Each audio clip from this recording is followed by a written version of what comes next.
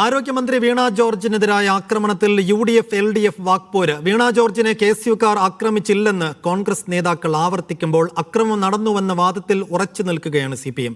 അതിനിടെ speaker AN ഷംസീറിനെതിരെ youth Congress സംസ്ഥാന police മേധാവിക്ക് പരാതി നൽകി.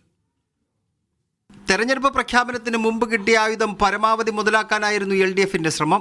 LDF വിരിച്ച വലയിൽ വീഴാതിരിക്കാൻ സകല അടവുകളും UDFും പയറ്റി.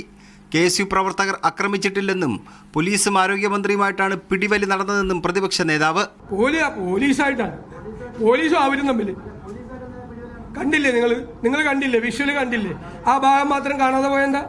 അല്ലെ, ആ ഭാഗം കാണാതെ പോയെന്താ? അവരെ വട്ടം പിടിക്കുന്നുണ്ടല്ലോ പോലീസ്. അവരെ അങ്ങോട്ട് ഓടിച്ചെല്ലാൻ നോക്കുമ്പോ പോലീസ് അവരെ വട്ടം പിടിക്കുന്നത് ഞാൻ കാണിച്ചുതരാം.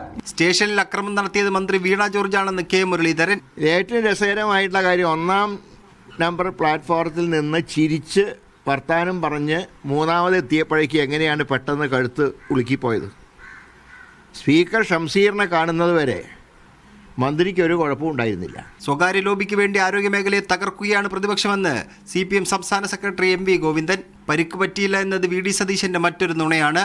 പകൽ വെളിച്ചം പോലെ വ്യക്തമാക്കിപ്പെട്ടപ്പോൾ നുണ പറഞ്ഞ് രക്ഷപ്പെടാമെന്നാണ് ഇപ്പോൾ UDF എല്ലാ സന്ദർഭത്തിലും നുണയാണ് പറഞ്ഞുകൊണ്ടിരിക്കുന്നത്, ഇപ്പോഴും പറഞ്ഞുകൊണ്ടിരിക്കുകയാണ്. ജീവത്സവ സിദ്ധാന്തത്തിന്റെ അനുയായികളായിട്ട് VD സതീശനാണ് കേരളത്തിൽ ഇപ്പോഴും 1-ാം സ്ഥാനത്ത് നിൽക്കുന്നത്. അദ്ദേഹത്തിന്റെ ജാഥ മുഴുവൻ നുണ പറയാനാണ്. യൂത്ത് കോൺഗ്രസ് സ്പീക്കർക്കെതിരെ പരാതി നൽകി. വീണ ജോർജും ഷംസീറും മുഖ്യമന്ത്രിയും ചേർന്ന് നടത്തിയ നാടകമാണെന്നാണ് സംസ്ഥാന പോലീസ് മേധാവിക്ക് നൽകിയ പരാതിയിൽ പറയുന്നത്. മീഡിയ 1 തിരുവനന്തപുരം.